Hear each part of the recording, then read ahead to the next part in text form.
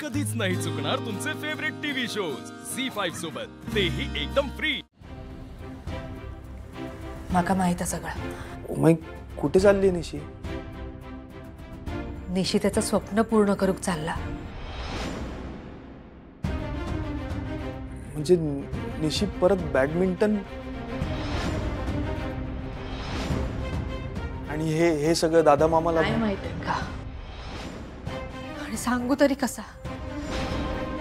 त्यांका जर कळला तर आपला निशी कधीच बॅडमिंटन खेळू शकत नाही।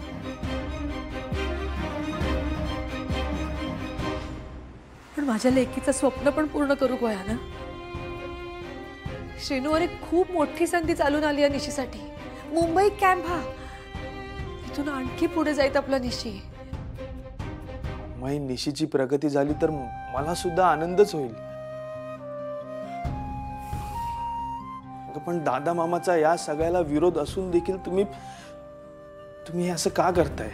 श्रीनू, आजपर्यंत आई बाप म्हणून निशीसाठी जा जा करूच होतो तर सगळं करायचा प्रयत्न केला आम्ही।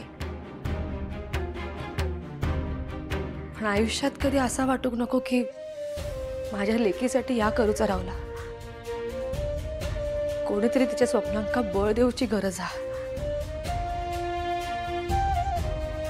माका माहित आहे आता यांचा या खेळाक विरोध आहे।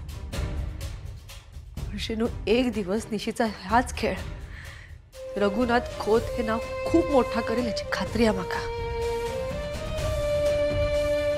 त्यासाठी त्याका एक संधी देऊची गरज आहे श्रीनू। श्रीनू, आज त्याका त्याच्या माणसांची साथ वाई। तू राहशील ना त्याच्या पाठीशी उभो? श्रीनू, आजवर तू त्याका साथ दिलंस, त्याका सांभाळून घेतलंस, यापुढे पण त्याच्या स्वप्नांका साथ देशील? मी दादा मामाचा शब्द जसा टाळू शकत नाही तसाच तुझ्या शब्दाचा, निशीच्या स्वप्नांचा अनादर नाही करू शकत।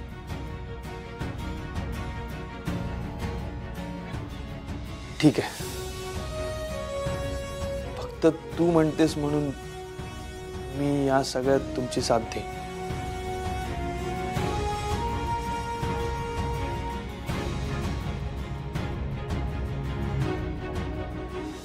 पण तरीही दादा मामाचा असा विश्वासघात करणं मला नाही पटत आहे।